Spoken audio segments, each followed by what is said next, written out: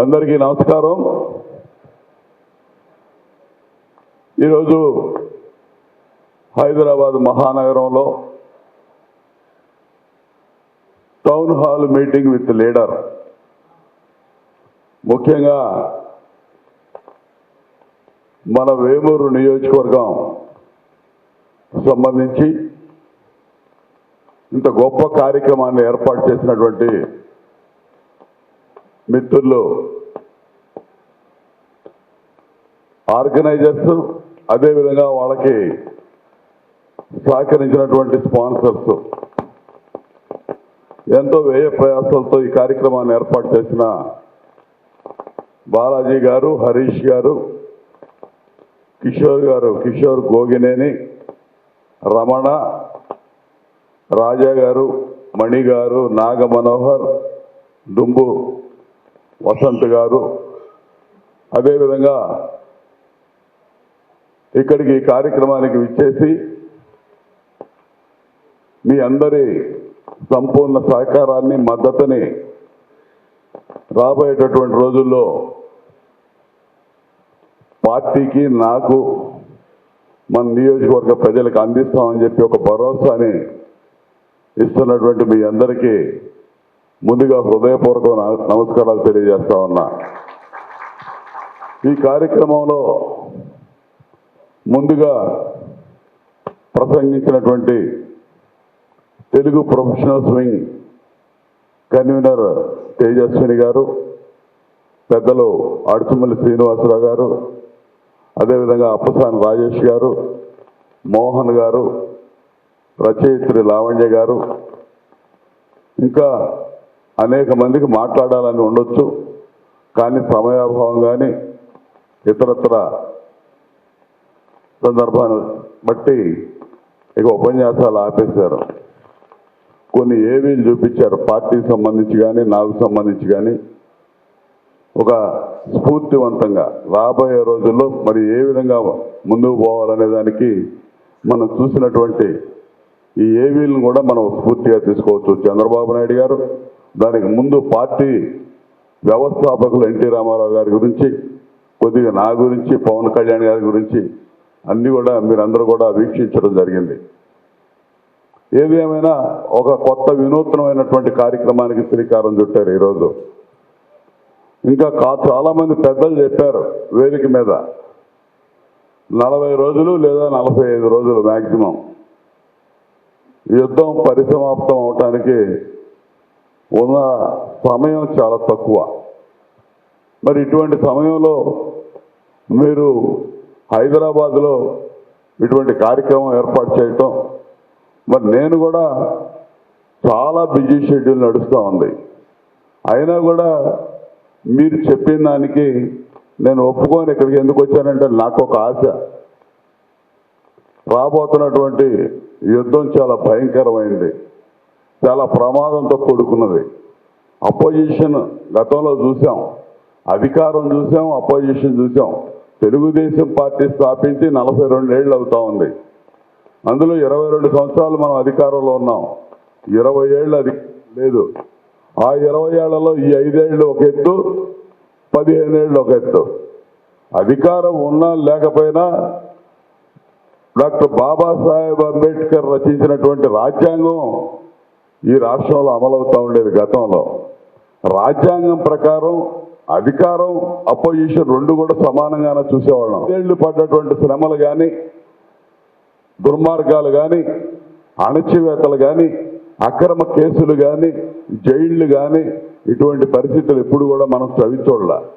కానీ వాటన్నిటినీ తట్టుకొని నిలబడటం అనేది మొట్టమొదటిగా మన చంద్రబాబు నాయుడు గారు మనకి ఇచ్చినటువంటి స్ఫూర్తి, ఆయన ఇచ్చినటువంటి ధైర్యం, కార్యకర్తల్ని అంత బలోపేతంగా వారు తయారు చేసినటువంటి విధానం అనేది మనం తెలియజేస్తా ఉన్నాం మీకు.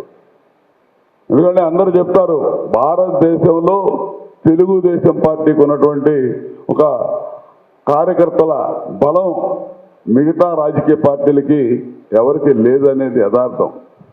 లేకపోతే ఈ రాష్ట్రంలో జరిగినటువంటి అంశాలు, ఈ రాష్ట్రంలో జరిగినటువంటి జగన్మోహన్ రెడ్డి పరిపాలనలో జరిగినటువంటి దుర్మార్గాలు, దాష్టికాలకి మామూలుగా పార్టీ వదిలిపెట్టి పారిపోయేవాళ్ళు. మన పార్టీలో కూడా చూసాం, పెద్ద పెద్ద వాళ్ళు 3 ఏళ్ళు కనపడలా, 4 ఏళ్ళు కనపడలా, మళ్ళా ఇప్పుడు పుట్టల్లో నుంచి బయటకు వస్తామన్నారు చాలామంది. కానీ ఏది ఏమైనా ఈరోజు అందరూ అవసరం, ఖచ్చితంగా అవసరం. ఈరోజు వీడి దుర్మార్గుడిని పారదోలాలి, వెళ్ళగొట్టాలి, ప్రజా జీవితం నుంచి తరిమి కొట్టాలంటే ప్రతి ఒక్కరు కూడా చెయ్యి కలపాల్సిన సమయం అయితే ఆసన్నమైంది. మరి గతంలో ఏంటంటే అధికారం పోతే అపోజిషన్ ప్రతిపక్ష పార్టీగా అసెంబ్లీలో కూర్చొని మళ్ళా ప్రజా సమస్యల మీద పోరాటం చేయటం, అధికారంలోకి వచ్చినటువంటి పార్టీ చేసే తప్పుల్ని ఎత్తి చూపించడానికి ప్రతిపక్షం ఉపయోగపడతా ఉండేది, పనిచేస్తూ ఉండేది. అదే నడుస్తూ ఉంది ఇప్పటి వరకు. కానీ ఇప్పుడున్నటువంటి ముఖ్యమంత్రి మాత్రం అధికారం పోతే ప్రతిపక్ష పాత్ర పోషించడం అనేది ఇతని వల్ల కాదు. ఇతను శాశ్వతంగా ఎక్కడ పోతాడంటే జైలుకి వెళ్తాడు. ఈ ముఖ్యమంత్రి పదవి అనేది అతని మీద ఉన్నటువంటి కేసులు విచారణ ముందుకు సాగకుండా చేసుకోవడం కోసం దాన్ని అడ్డం పెట్టుకుంటా ఉన్నాడు. ఏ రోజైతే ముఖ్యమంత్రి పదవి పోయిందో, కేసులు విచారణ వేగవంతం అయితే మొదలైతే, ఒక కేసులో శిక్ష పడితే చాలు శాశ్వతంగా ప్రజా జీవితం నుంచి పక్కకు తొలగాల్సిన అవసరం ఉంటుంది. ఇక్కడ రాజకీయాల్లో మనగలిగే అవకాశం ఉండదు. అది తెలుసు, అతనికి తెలుసు, మనకెవరికి తెలిసినా తెలియకపోయినా జగన్మోహన్ రెడ్డి తెలుసు. కాబట్టి ఏదో ఒక విధంగా అధికారాన్ని నిలబెట్టుకోవాలని చెప్పి అన్ని రకాల అడ్డదారులన్నీ తొక్కుతాడు. దానికి మనమంతా కూడా సిద్ధమై ఉండాలి. అయితే ఇవాళ 100% స్పష్టంగా కనపడతా ఉంది మనకి విజయం అనేది. వాళ్ళు కూడా ఓటమిని ఒప్పుకుంటా ఉన్నాడు ఒక విధంగా. ఈరోజు వేమూరు నియోజకవర్గ ప్రజలు ఇక్కడ దాదాపు 90% పైన వేమూరు నియోజకవర్గం వాళ్ళే ఉన్నారు. కాబట్టి మీకు చెప్తా ఉన్నా, వేమూరు నియోజకవర్గంలో మరి నా మీద ఒక వ్యక్తి 3 సార్లు నేను పోటీ చేశా, 3 సార్లు అదే వ్యక్తి పోటీ చేశాడు. నేను 2 సార్లు మీ అందరి ఆశీస్సులతో ఎమ్మెల్యే అయ్యాను, మంత్రి అయ్యాను. నేను చేశాను అభివృద్ధి అంటే ఏంటో వేమూరు నియోజకవర్గంలో చేసి చూపించాననే ఒక ఆత్మసంతృప్తి నాకుంది. 3వసారి నా మీద గెలిచాడు ఆ వ్యక్తి. వాళ్ళ పేర్లు ఉచ్చరించడం కూడా నాకు ఇష్టం లేదు. గెలిచాడు, నేను చేసిన శాఖే మంత్రిగా బాధ్యతలు వెలగబెడతా ఉన్నాడు. 4వసారి దమ్ముంటే మళ్ళీ నా మీద పోటీ చేయాలి. కానీ 6 నెలల ముందు ఇక్కడి నుంచి పారిపోయాడంటే అర్థం ఏంటి? ఓటమిని, వాళ్ళ మంత్రి ఓటమిని ఆ ముఖ్యమంత్రి ఒప్పుకున్నట్టు. అందుకే ఇక్కడి నుంచి వేరే రాజకీయాల్లో అల్టిమేట్గా ఏంటి, గోల్ ఏంటి? గెలిపే ఎవరికైనా. ఇవాళ నేను గెలిచినా ఓడిపోయినా వేమూరు ప్రజల గుండె చప్పుడే నా ఊపిరి అనుకుంటా. ఖచ్చితంగా మళ్ళా అక్కడే 4వసారి మళ్ళా చంద్రబాబు నాయుడు గారి ఆశీస్సులతో మళ్ళా అభ్యర్థిత్వం అఫీషియల్గా కూడా ఖరారై మళ్ళీ పోటీ చేయబోతా ఉన్నా. నువ్వు ఓడి చెయ్యి 4వసారి అంటే నువ్వు ఓడిపోతావు అనేది నీ నాయకత్వం ఒప్పుకుంది, నువ్వు ఒప్పుకున్నావు, పక్కకు పారిపోయావు. ఎక్కడో కొండేపిలో 10 ఏళ్ల నుంచి ఇన్ఛార్జిగా ఉన్నవాడిని అక్కడ పనికిరాడని తీసుకొచ్చి మళ్ళీ వేమూరులో పెట్టారు. ఈ విధంగా మార్చినటువంటి నియోజకవర్గాలు దాదాపు 30-40 ఉన్నాయి. ఇలా అభ్యర్థులు దొరకట్లా ఆ పార్టీకి. వారం 10 రోజులకు ఒకడు మారుస్తా ఉన్నారు.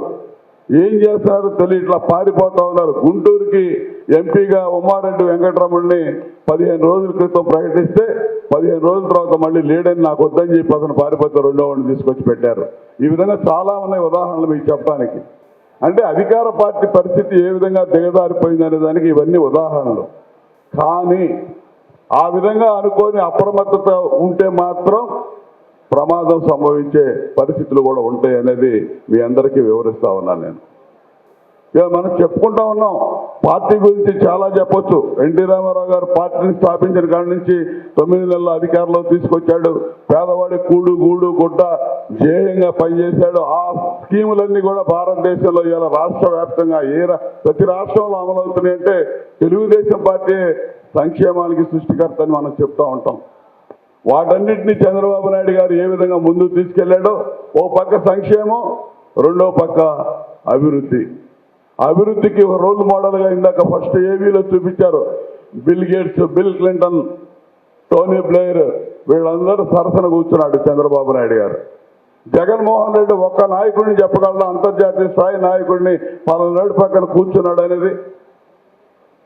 మరి మీ అందరూ తెలుసు ఆయన విజనరీ, వీడేమో ప్రిజనరీ. అది ఇతని పరిస్థితి. కానీ మన కర్మ, దౌర్భాగ్యం, ప్రజాస్వామ్యం యొక్క గొప్పతనం అది. ఇటువంటి పనికి మాలిన కూడా ముఖ్యమంత్రి అయ్యే అవకాశం ప్రజలు ఇచ్చారు.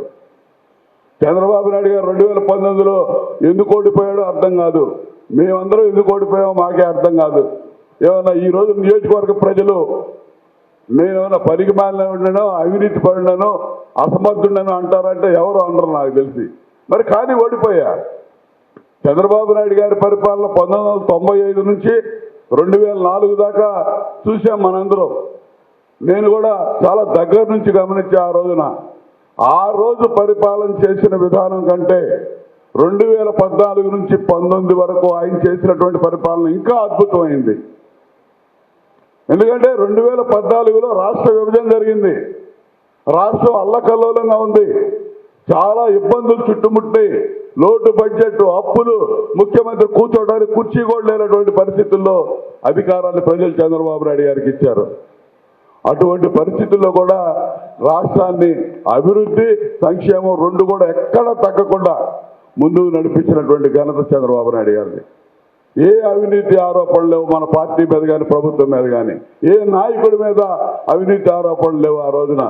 మరి ఎందుకు ఓడిపోయామో మనకు తెలియదు. ప్రజలు ఒక్క అవకాశం, ఒక్క ఛాన్స్ జగన్మోహన్ రెడ్డికి ఇవ్వాల్సిందే అని చెప్పి డిసైడ్ అయ్యారనేది యథార్థం. అందులో భాగంగానే అతనికి ఎందుకు ఇచ్చారో తెలియదు, అవకాశం ఇచ్చేశారు.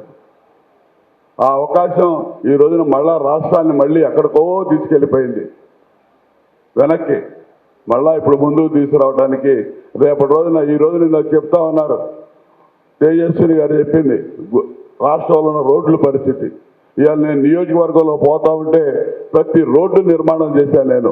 100 కోట్ల రూపాయలు నిధులు. ప్రధాన రహదారులు మా ప్రాంతం, మన ప్రాంతం ముఖ్యంగా నల్లరేగడి నేల, దళిత వాడలు, వర్షం పడితే మోకాళ్ళలోతు బురదలో కూరుకుపోయేటటువంటి పరిస్థితులు ఉండేవి. మొత్తం కూడా అవకాశం నాకు వచ్చింది. ఇప్పుడు బాగు చేయకపోతే వీటిని మళ్ళా బాగు చేయలేమని చెప్పి కోటాను కోట్లు వెచ్చించి దళిత వాడలు మొత్తం సిమెంట్ రోడ్లు వేయించాం.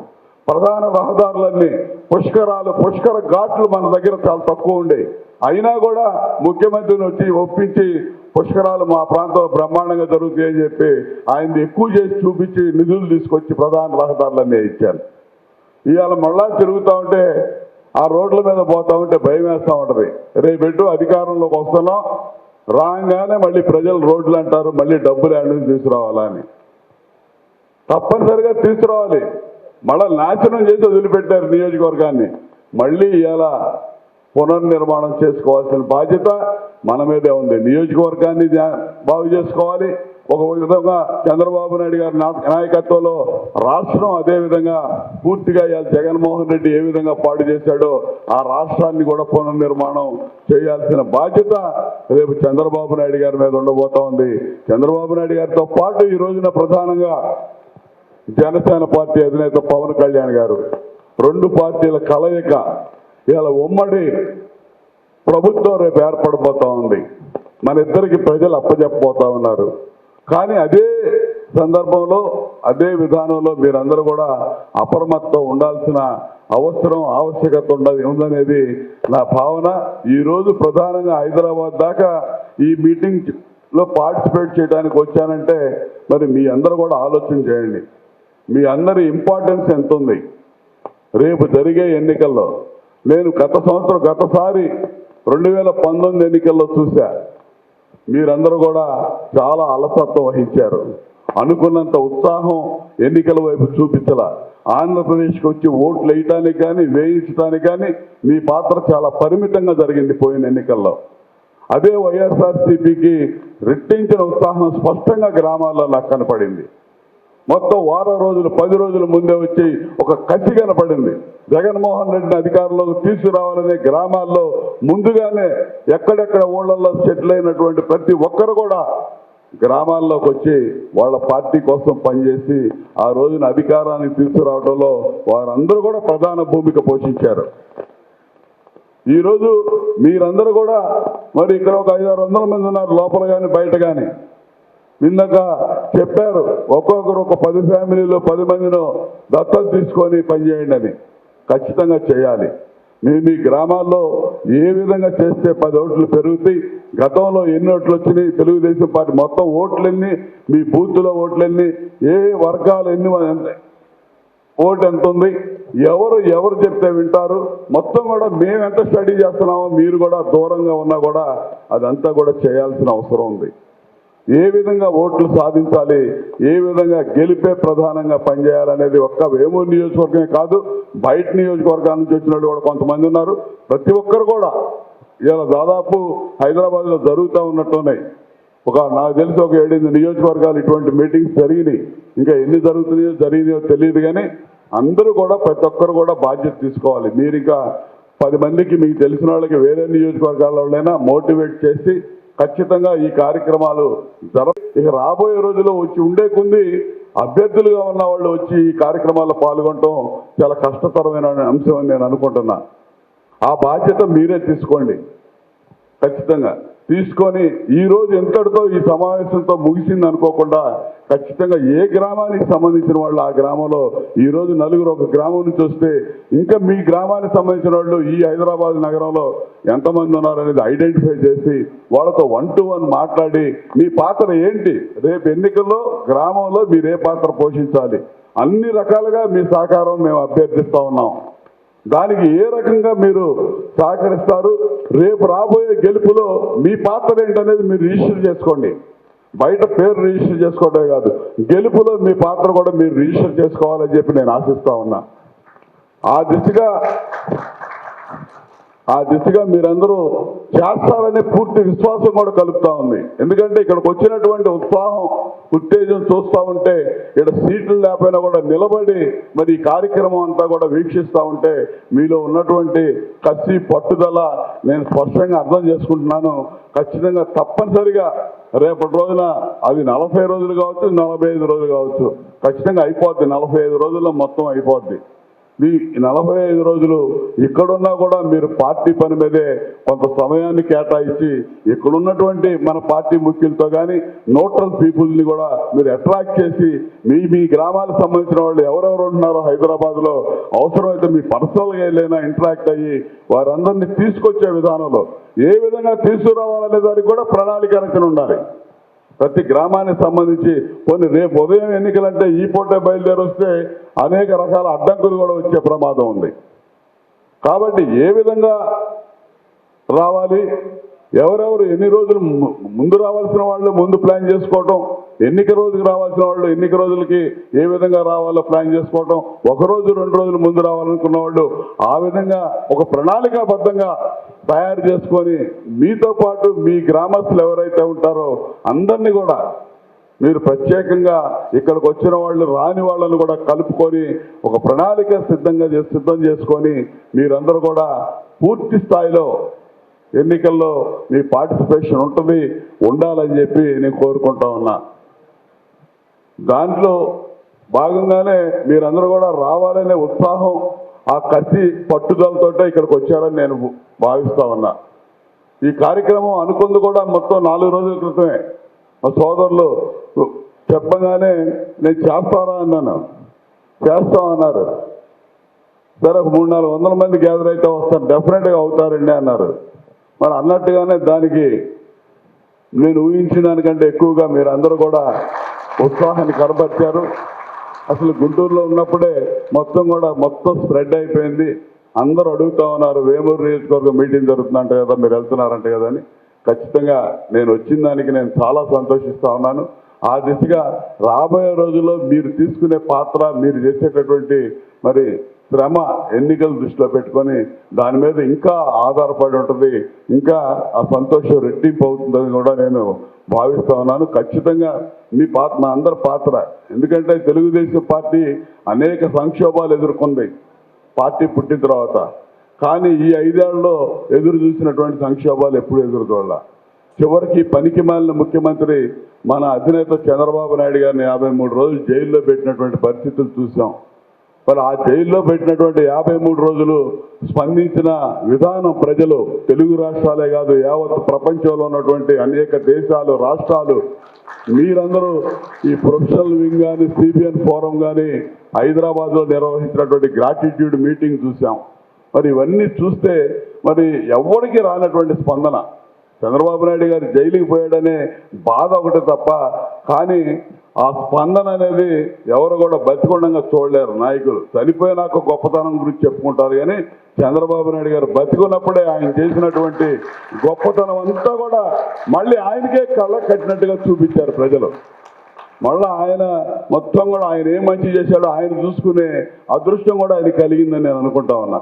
సరే, ఏదేమైనా ఆయనకి రాకూడని కష్టాలు ఓ దుర్మార్గుడు ఈ రాష్ట్రంలో అధికారాన్ని అప్పచెప్తే అడ్డగోలుగా ఇటువంటి పనికిమాలిన పనులు చేశాడో మనం చూసాం. దీనికి ఇంతకింత బదులు తీర్చుకోవాలి, ఖచ్చితంగా తీర్చుకొని తీరుతాం. అందులో మీరందరూ కూడా ప్రధాన భూమికి పోషించాలి. ఇక్కడ వేమూరు నియోజకవర్గ ప్రజలుగా వేమూరు నియోజకవర్గం సంబంధించిన సమావేశం 90% మంది పైన మీరే ఉన్నారు కాబట్టి ఈ 5 ఏళ్ళు మీ అందరి తరఫున మరి నేను చంద్రబాబు నాయుడు గారు వెన్నంటి ఉండి పోరాటం చేశాననే తృప్తి నాకుంది. ఖచ్చితంగా మీ అందరి విశ్వాసాన్ని, మీ అందరి గౌరవాన్ని కాపాడే విధంగా రాబోయే రోజుల్లో కూడా ఈ పార్టీకి సేవలు అందిస్తాను. చంద్రబాబు నాయుడు గారిని మళ్ళా ఆ పై స్థాయిలో నిలబెట్టే దానిలో మన నియోజకవర్గం పాత్రని మీరు ప్రముఖంగా చూపించాలంటే మీ అందరూ కూడా త్యాగాలకి సిద్ధమయ్యి కష్టపడి రేపు జరిగే ఎన్నికల్లో మీ అందరూ ప్రధాన భూమికి పోషించాలని చెప్పి ఈ సందర్భంగా కోరుకుంటూ నేను సెలవు తీసుకుంటా ఉన్నా. Thank you. Please subscribe Pragna Media. Please like, share, subscribe to Pragna Media. Pragna Media, please do like, share and subscribe. Please subscribe to Pragna Media. Please like, share and comment if you like the video. Pragna Media.